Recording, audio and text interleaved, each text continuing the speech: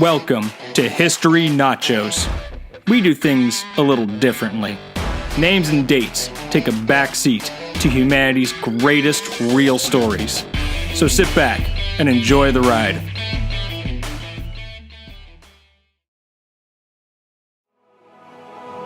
They left home, traveled nearly pole to pole, and built a society from the ground up on the far edge of the world. After creating a highly successful port on the coast, a group of adventurous souls decided to venture into the interior. They found hostile natives, some of the most dangerous animals on Earth, and harsh conditions. They also found something else: freedom. They tamed the land and turned it into a hugely productive area of agriculture. Since then, it has fed a continent in desperate need. When the British Empire tried to take over, it required nearly 3 years and many casualties. Even then, peace was only possible because these people agreed to a truce. They became a British colony, but the society continued. We know it as South Africa. The descendants still farm the land their ancestors tamed, but their civilization, way of life, and the land they have bled to protect for centuries is under attack by their own government. Welcome to the story of the Boers, South Africa's Dutch farmers.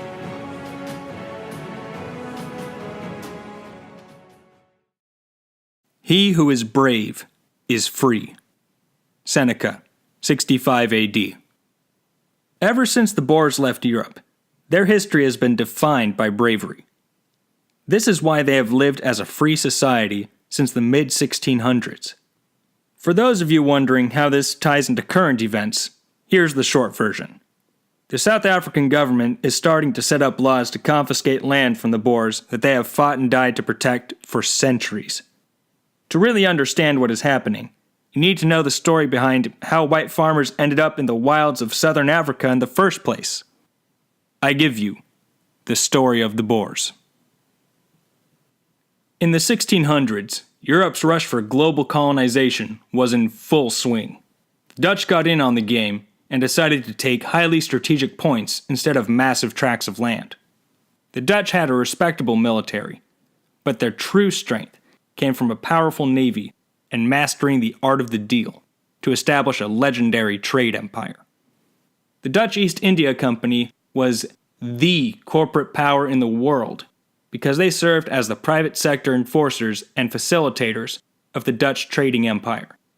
Basically, imagine a combination of Walmart and Blackwater. They ordered a guy named Jan van Riebeck to establish a fort and trade colony on the very southern tip of Africa. That spot was a highly strategic potential supply point on the way to Asia, which was the big hub of business. Riebeck led a handful of colonists and tried to make something out of undeveloped coastline on the edge of the world. Needless to say, the colonists ran into pretty serious problems like the food running out and lack of discipline. For anyone wondering why discipline is a big deal, it makes an incredible difference when a small group of people are struggling for survival and living off the land in the middle of nowhere. Everyone has had to work on school group projects. Now imagine your life depends on your project group. If you get stuck with second semester seniors, you're literally dead.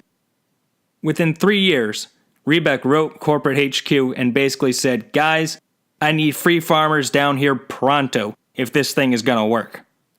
This was not long after Jamestown and the Plymouth colony had a really tough time in the New World.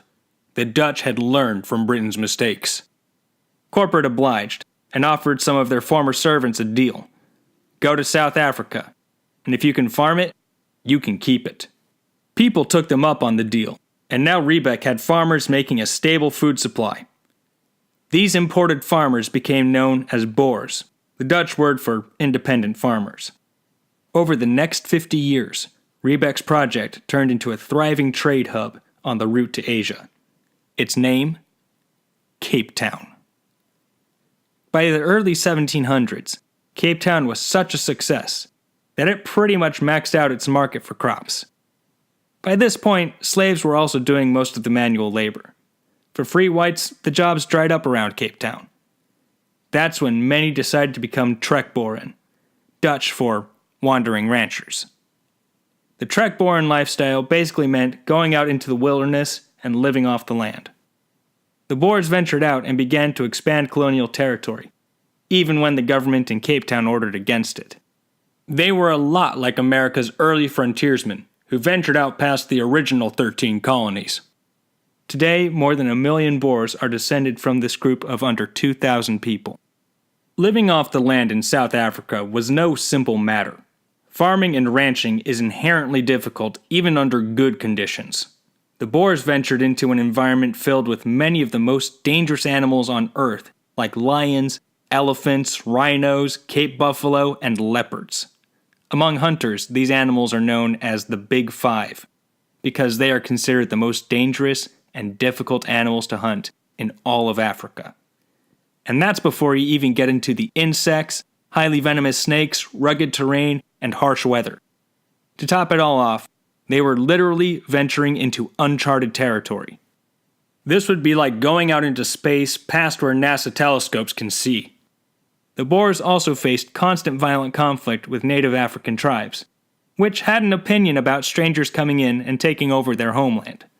So you've gone into space and found aliens, but they want to kill you. The Boer lifestyle was not easy, but it had a huge upside: freedom. Many of the Boers had deep faith and set up communities based on principles from the Hebrew Bible. Many of them were also Calvinists, which could be a dangerous affiliation in Europe. But in the wilds of South Africa, there were no such restraints on belief. Throughout history, people have been willing to take massive risks to get that level of freedom. Personally, I think they were a lot like the Pilgrims that came to America on the Mayflower, who also shared Calvinist beliefs and sought freedom on the edge of the world. The Boers lived so independently that they became a distinct culture separate from the more developed areas. They still share a common language called Afrikaans, which is a mix of Dutch, native African languages, and a few other languages. For the next century, the Boers would live independently within their Dutch colony. The British took over after winning the Cape Colony in the Napoleonic Wars. The British governed very differently from the Dutch, and many of the Boers did not take well to the new regime. These were highly traditional people, and their whole society was getting turned around. By the mid-1830s, the Boers had enough of British rule. Just like the early trekboeren, they said, "Screw this! I'm heading out to the sticks." Over the next decade, more than 12,000 Boers packed up and left far deeper into the wild. This migration is called the Great Trek, and serves as one of the critical points in officially establishing the Boers as a separate people. The Boers were starting from scratch, and they had to win the frontier all over again, from a new set of natives. They pulled it off through a combination of trade and fighting when necessary. Remember, they came from the Dutch, who generally preferred buyouts instead of conflict whenever possible. However, the British government followed the Boers after they had gotten established. The British annexed the new frontier into the Cape Colony, which defeated the purpose of the Boers leaving in the first place. The Boers didn't like getting taken over again. They were thinking, dude, seriously? Britain basically acted like a really clingy ex. Enter Andries Pretorius. At 39, this guy left a successful life behind to start anew on the frontier, and became a leader of the Great Trek. In short, he traded security for freedom. The risk was huge, but the upside was worth it. Pretorius had fought in prior colonial wars, so he had combat experience and knew how to handle himself. When the Zulu chief Dingane brutally killed another Great Trek leader named Piet Retief and his group, Pretorius was called in. For those of you familiar with the series Shaka Zulu, Dingane is the half-brother who killed Shaka and succeeded him as chief. Dingane was no pushover. With less than 500 guys, Pretorius defeated a Zulu army of 10,000 with minimal losses. These dudes were so effective that after the fight, the river running by the battlefield was renamed the Blood River. Imagine the movie 300, but the Spartans have high-caliber rifles. He then made an alliance with Dingane's brother, who in turn dethroned Dingane after combining forces with Pretorius. One of the biggest threats to the Boers was gone. Pretorius became a folk hero. Right after Pretorius went through all of this is when the British annexed the area anyway. Pretorius briefly turned on the British, then secured a peace. When the Crown's representative made it clear that Pretorius' people couldn't keep their independence, Pretorius took up arms and became an outlaw. The Boers on the frontier asked Pretorius to lead them anyway, but he turned it down since there was a bounty on him. You can't exactly lead a nation while on the run from the law. However, Pretorius did let the British know about the offer. Within 6 months, the British government recognized the frontier as independent from Britain and lifted his outlaw status. So in the 1850s, 2 new countries were formed on the Boer frontier, the Orange Free State and the South African Republic. The British realized that Pretorius was going to lead that land one way or another, so it was better just to strike a deal. Mission accomplished. Pretorius lived for just over a year after independence was declared. While on his deathbed, Pretorius was visited by several of the native chiefs, who all showed him the deepest possible respect. At age 54, he died a free man. The South African Republic's former capital is still the seat of executive power in South Africa, and it bears his name, Pretoria. His eldest son Martinus Pretorius would serve as the first president of both republics and become a great leader in his own right. The Boer republics were up and running. The Boers valued their freedom, so they set up representative governments with minimal authority. They pretty much had just barely enough power to function. It was kind of like America during the Articles of Confederation. They were both apartheid states with slaves, which was rather common at the time. The South African Republic actually abolished slavery in their constitution as part of the deal with Britain, but it was not enforced. The Boers actually had an unusual type of slavery with a maximum age limit, 25 for men and 21 for women, at which point the slaves were legally required to be freed.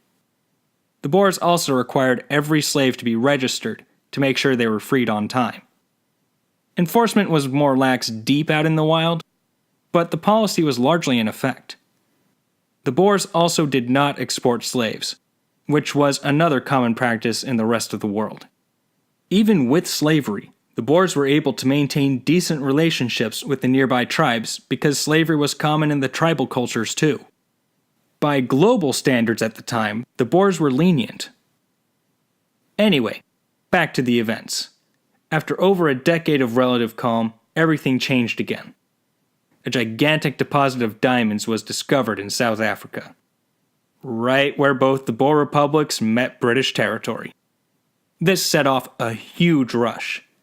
The biggest winner would be Cecil Rhodes. He founded De Beers, which is still a major force in the diamond industry today. The important thing is the neighborhood was getting crowded, and it was full of goodies. So the British started rethinking the whole Boer independence idea. The British ultimately decided on the goal of unifying South Africa, which meant taking over the Boer republics and native tribes. After careful consideration, the British decided to start by taking the South African Republic. About 20 years after gaining independence, the Boers overall were doing pretty well, but their governments were a different story. The South African Republic's government was holding on by a thread due to increasingly aggressive native tribes, unwillingness of the free-spirited Boers to pay taxes, and general mismanagement. The British saw a chance and took the opportunity to run a diplomatic blitz.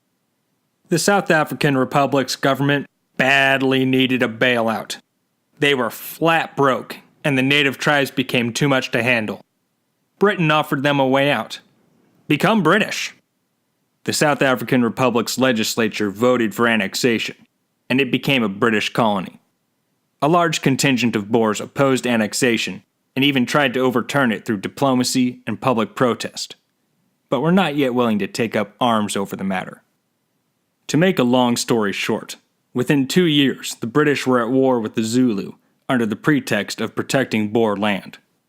There were two real purposes: expanding British territory as part of the unification plan, and calming down the Boers who opposed British rule. This conflict includes the Battle of Rorke's Drift, which is portrayed by a famous movie, Zulu. It was basically the British Alamo. Ultimately, the British were able to defeat the Zulu. They also defeated the Pedi, which were the other big native threat. The conflict all took less than a year. However, the British did not count on something. Now that the big native threats were gone, so was the Boers' reason to live under British rule. Just a few months after the natives were defeated, a scuffle broke out with British tax collectors over gouging a merchant, and the Boers decided it was time to become free again. Nearly 10,000 Boers gathered and appointed 3 leaders, including Martinus Pretorius. They declared the restoration of the Republic, raised their flag, and took up arms against the British. The British accepted the challenge despite being heavily outnumbered, and got far more than they bargained for. The British incredibly underestimated the Boers' fighting ability. They thought it would be a simple matter of using professional soldiers to suppress poor farmers, so nothing new. It was more like trying to invade Texas. To make things worse, the Boers were further reinforced by sympathizers from the Orange Free State. The British were facing an entire army of expert hunters and outdoorsmen in their home environment. Less than 4 months after the Boers first took up arms, the British agreed to an armistice and began negotiating for peace. The final deal was that the South African Republic was restored, but it needed British approval for treaties with anyone besides the Orange Free State, and slavery was fully abolished with actual enforcement this time. The Boers really did not like the idea of the British having any say in Boer affairs, but they were tentatively willing to give it a shot. By now, it was the early 1880s, and things looked relatively good. The native threats were largely gone, the Boers were free again, and they were at peace with Britain. Everything changed yet again, just a few years later, when a huge gold deposit was discovered smack dab in the middle of the South African Republic. It made them the largest producer of gold in the whole world. A gold rush was on, and a town was established nearby to accommodate it: Johannesburg. Over the next decade, Johannesburg would grow to 100,000 people, many of them foreigners coming for the gold rush. After a while, things started getting tense when the Boers saw outsiders starting to take over the country, especially since most of them were British. From this point on, there was a definite divide between the Boers and the foreigners, as the country became less like the Old Testament and more like the Old West. It was like having pilgrims try to live right next to Dodge City or Deadwood. Not a good mix. Just like the Dutch before them, the British ran a huge trade empire. This meant gold was in high demand for financial reasons. The British started looking over the border and rethinking Boer independence again. In 1890, Cecil Rhodes became the leader of British South Africa. He was a big believer in British greatness and wanted to unify South Africa as part of his ideology. The South African Republic started to become a serious power in the region, which Rhodes feared would lead to the Boers taking all of South Africa. The gold deposit provided another incentive, since it would be accessible if the Boer republics were integrated into the British Empire. Enter Paul Kruger, president of the South African Republic, and the main obstacle to Rhodes taking over South Africa. Kruger was a staunch believer in Boer independence, so naturally he and Rhodes constantly butted heads. Their rivalry got really vicious. Rhodes eventually screwed up big time and had to resign. Then the British brought in another guy who screwed things up even worse. The Boers didn't trust him as far as they could throw him. Sure enough, he amassed British troops on the border. Soon, the Boers declared war. The famous Boer War had begun. From day one, the Boers had a high level of success because the British weren't prepared for the Boers to strike first. Several of the border provinces also turned on the British and started fighting for the Boers. They didn't like living under the British rule either. 3 days into the war, something happened that still has worldwide consequences to this day: the Siege of Mafeking. Whether you have heard of it or not, I can pretty much guarantee the aftermath has personally affected your life. Enter Colonel Robert Baden-Powell, experienced commander and a leader of the Northern Front. He received orders from the top to garrison and hold Mafeking at all costs. Mafeking was just a small town, but it was a critical railway stop for the supply chain coming from the north. It could not fall into Boer hands. The colonel was heavily outnumbered, had no cannons, and was relying on makeshift fortifications. He basically had to bluff the Boers into thinking he had lots of troops and cannons until reinforcements arrived. And pulled it off. He enlisted the help of townsfolk, including young boys.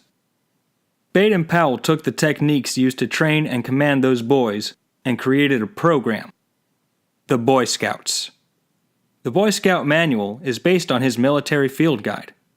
During the Boer War, Baden-Powell also saw the effectiveness of the Boers' wilderness survival skills, which is one reason they are so heavily emphasized in scout training. Baden-Powell also co-founded the Girl Scouts with his wife. By the way, I am a proud Eagle Scout. Back to the war. The Boers had a string of initial successes, which cost the British dearly. It was so bad the British fired their leading commander and replaced him with Lord Kitchener. This dude was one of Britain's shining stars, and he was fresh off of defeating the Mahdi in Sudan. Brutal war, whole other episode, watch The Four Feathers with Heath Ledger. Moving on. Kitchener walked into a mess. The Boers were winning, and the British were taking heavy losses. Things started badly, but Kitchener had an ace up his sleeve. The war had gone on for several months, so now the main force of 500,000 British troops was arriving, and the Boers no longer had the element of surprise. From this point on, the British clobbered the Boers in open warfare. Within 6 months, the British controlled Johannesburg and the Boer capitals. At this point, a solid amount of Boers tapped out, but many kept fighting. Kruger took a page out of the American playbook and snuck to Europe to find another power to intervene. While he found many sympathizers, nobody came to help. The Boer situation was terrible, but it was not worth risking a world war. Things were looking bad, so the Boers decided to change strategies and become guerrilla fighters. These guys were effective in battle, but they were absolutely deadly in the wilderness. The British had the cities, but the countryside belonged to the Boers. The British could take the urban centers, but they couldn't force a surrender yet. The British still needed to get a surrender, so they started pushing into the countryside. This is when the war starts to get really ugly and destructive. The Boers decided to play to their strength: guerrilla warfare. They had the marksmanship of lifelong big game hunters, used the terrain like native predators, and were led by combat veterans. There were almost no safe zones because the Boers were making attacks deep within British territory. Lord Kitchener was furious. He thought he had already won. Yet the fighting continued, and he was taking heavy losses. Now all bets were off. He ordered a scorched earth campaign and burned every Boer farm he could find to deny his enemy food. Kitchener also threw over 200,000 women and children, black and white, in horrific concentration camps. It caused international outrage, but it worked. More Boers began surrendering to the British, but there was still a sizable contingent that kept fighting, called the Bitter Enders. They could have held out indefinitely, but they realized the war was lost, and the British were there to stay. However, the Bitter Enders would not simply surrender. Instead, they decided to work out a deal. The former Boer republics would become British colonies. However, they were allowed to have self-government. A general pardon was issued, but the Boers had to hand over their weapons. The Boer War was over. That peace has lasted more than a century. Since then, the Boers have farmed the land of their ancestors and provided a stable source of food for sub-Saharan Africa. After more than a century of peace, things are changing again. Every day, Boer farmers are being racially targeted with violence. Today, the Boers still own most of the land in South Africa, but are a minority of the voting base. The government openly states confiscation of Boer land as their goal. Things have gotten bad enough that an organization called the Sidelanders thinks war is inevitable and is heavily preparing to conduct fast evacuations of Boers if genocide begins. Now is the time to try to find a peaceful solution. All the recent developments are covered in a documentary called Farmlands, which is freely available and linked in the description below. The Boers' history tells us three things. They are highly adept in the wilderness. They are determined to defend their homeland. And above all else, they are incredibly brave people. I hope peace prevails.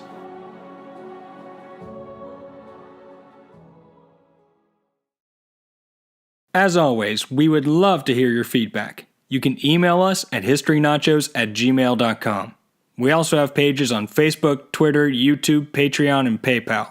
Please consider making a donation to support making more episodes. Any amount is greatly appreciated. The links are in the description. We now also have trailers for each episode on YouTube, so make sure to check those out. For those of you that want more details about the Boers, the Dutch and British kept meticulous colonial records of South Africa. The Boer War is also highly documented and relatively recent in historical terms. Since the British were involved, a lot of the contemporary sources were originally written in modern English. Or, of course, you can look it all up online. Until next time, thanks for listening.